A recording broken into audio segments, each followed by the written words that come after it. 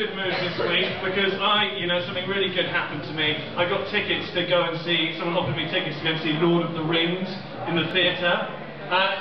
Does anyone here seen Lord of the Rings, the movie? Yeah, did you like it? Yeah. What's your favourite part, sir? Probably when the orcs came over the hill from them. Orcs coming, okay. Good. Yeah.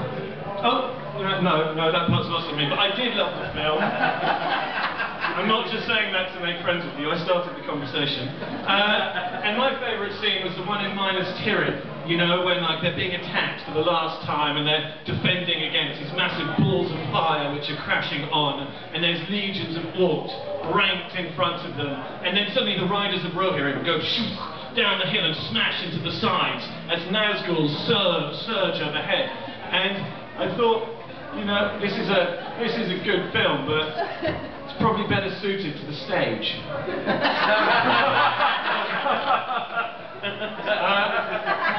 Unfortunately, I couldn't go because I had tickets to see Ben-Hur in the Finger Puppet Theatre.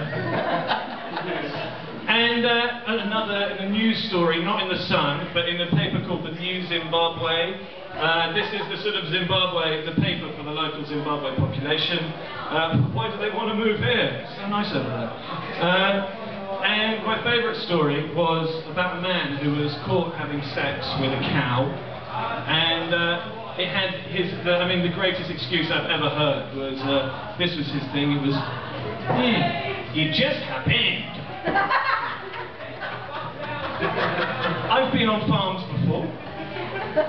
Maybe I'm not attractive, but maybe you can imagine yourself, you're on a sofa, you fall asleep, you've got a friendly blonde Labrador on your lap, and maybe sex might just happen. But if not, I doubt it.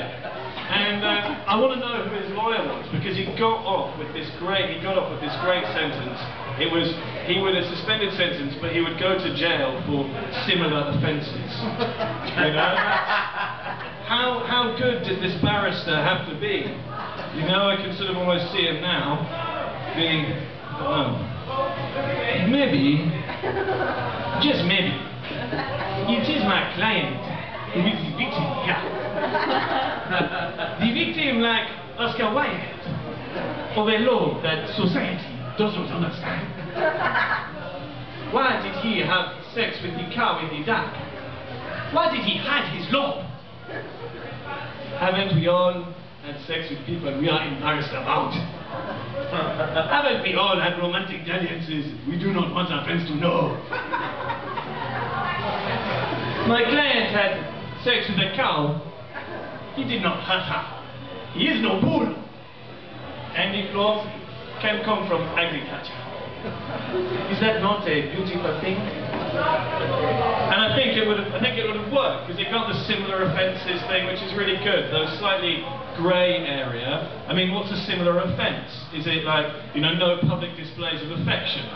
Is that what they're counting, or just no sex with cows? Not even like a hoof fetish or anything that sort of similar? Or I can almost envisage him, his lawyer, going in a year's time, "You had a elephant's tusk in your bone, covered in baboon shit, while spalating a giraffe. That is still similar." And he'd be like, "You just happened." But I say that's the best excuse in the world.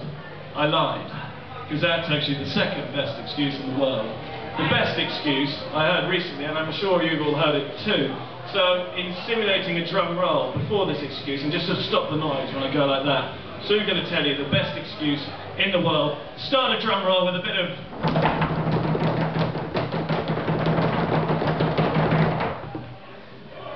I didn't do it. I just had sex with her dead body.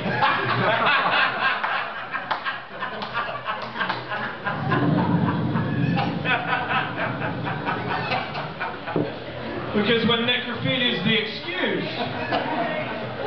And, I've got that down as, best excuse in the world, and also best use of the diminutive just. Because that's a pretty heavy just. And what did he, and you know, in the police station, because they're obviously like, I've got you banged to rights. We've got you come inside her, you're covered in her blood. You know, you've got her bite marks on her face, you're going down. And maybe don't imagine him as a sort of homeless person, you know, just a vagrant killer. Yeah, maybe imagine him as sort of like slightly smooth Cary Grant figure with a neat side party. And he just coolly goes, I didn't do it. I just had sex with her dead body. And obviously everyone thought he was innocent, guilty. Not many people thought he was innocent. But I think that's because, you know, we never really gave him a chance. We just instantly thought, come on, that idea is so outrageous. But maybe if for a moment we just think about all the times that, you know, dead bodies are discovered by people who don't have sex with them. You know, that's a far more common story. Or the amount of times necrophiliacs are walking the streets and don't discover sexy murder victims.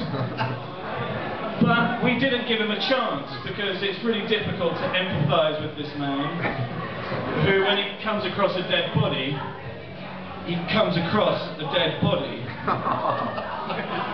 But I think if he'd had the right lawyer, he might have been able to give him a chance. He might have been able to make the audience, the jury, understand that maybe, just maybe, my client is a victim here. The victim, like Oscar Wilde, of a love society does not understand. Why did he hide from the police? Why did he hide his love? And I say, haven't we all had sex with people we're a bit embarrassed about? Haven't we all had romantic dalliances we don't want our friends to know? And that, if love can come from murder,